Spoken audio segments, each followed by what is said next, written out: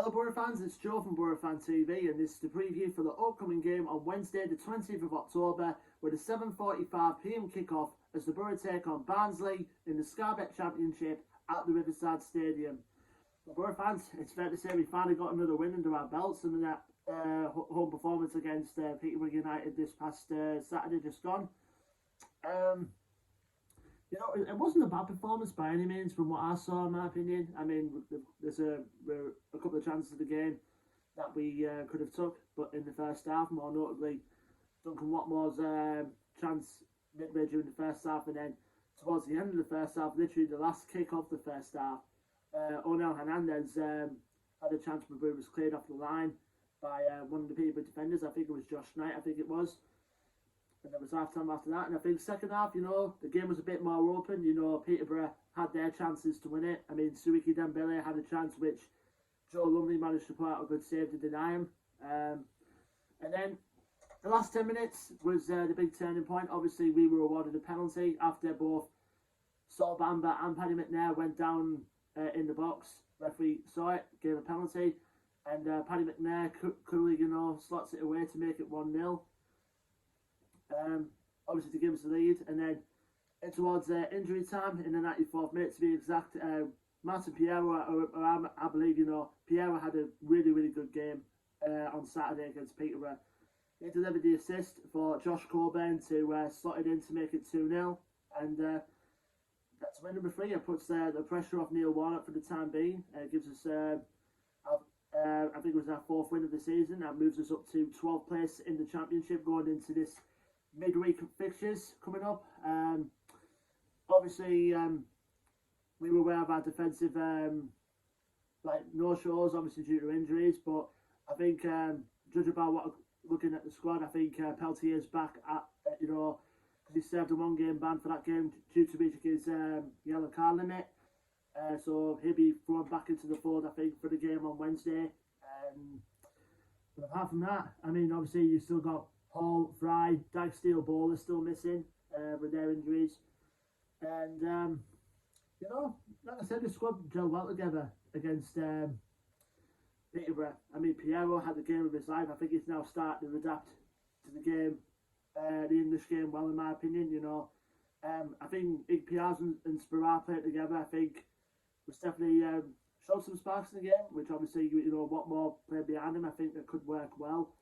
But you know, with Peltier coming back, I wonder if there might be some changes into the system for the game coming up on Wednesday. But that remains to be seen. But obviously, you know, Saturday was a massive 3 points for us, which we needed. Now we'll go to our opponents for in this coming Wednesday, being Barnsley. Obviously, I wouldn't expect Barnsley to have another go and challenging for the playoffs this season. Obviously, they did well to get there last season. Obviously, unfortunate for them missing out in the semi-final stages. But this season, you know, I'm completely surprised by the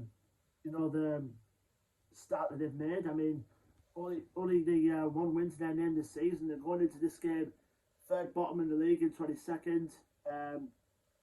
Going into this game, their record at the moment is played 12, won 1, drawn 5, and lost 6.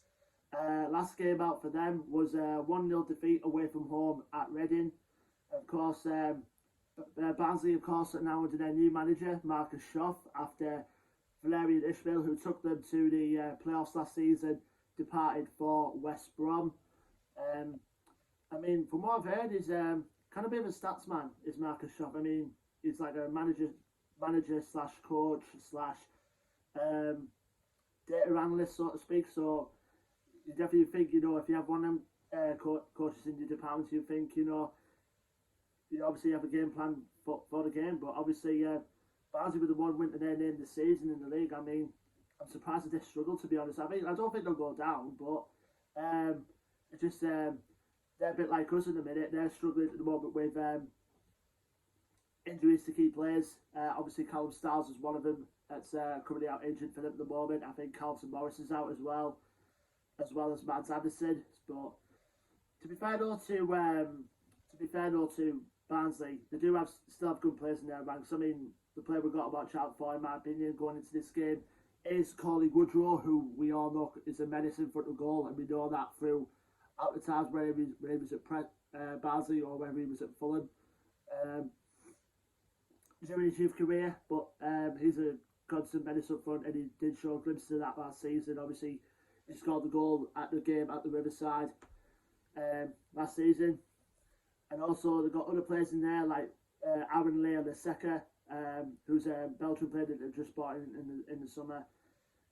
From what I've heard, he's supposed to be quite good. Victor Odebayajo as well. I mean, the three of them up front altogether could cause a threat for us, for them. Excuse me. Also, they've got two wing backs who can cause a menace up front for them as well, like Jordan Williams, who we all know in the Carabao Cup game against us last season, absolutely tore us to shreds in that game. As well as Callum Britton as well, good underrated wing back. Rommel Palmer, a good up-and-comer, coming from, I think he's from Barnsley's Youth Academy, I believe. Let me know if I'm wrong in the comments. And we've got good, strong defenders in there as well, like Michael Hellick in there, and we've got Toby Sibic. So they were good, decent standards out of Barnsley, but I think, they've been struggling for consistency this season. I mean, like I said, only one win under their belts. I mean, I'm surprised they're struggling this season. But the last time we played Barnsley was obviously back at Oakwell last season, and they came away 2-0 winners, with Alex Moore and Darryl DK grabbing the goals for the Tykes in that game. Now, both of them obviously no longer at the club. I mean, Alex Moore is now at West Brom with Valerian Ishmael as well. And Darryl DK has gone back to Orlando FC in America. So, I mean, it has the makings for an open game. Obviously, Boro can go as far as 8th if, depending on results go our way, if we win on Wednesday night. But, like I say, we already played a team this season that had one win under their belt in Hull City.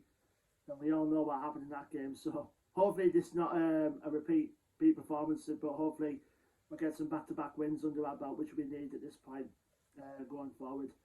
But let me know, leave me your thoughts and predictions for this game in the comments below, Boro fans. Don't forget to like, share, and subscribe as always. Our social media links will be in the description below as well. And until then, I've been Joe from Boro Fan TV, and I will see you on the next preview video, which will be for the game on Saturday, the 23rd of October, as Boro make the long trek down to South Wales for the lunchtime kickoff game against Cardiff City at the Cardiff City Stadium. Until then, Boro fans, take care, stay safe, and up the Boro.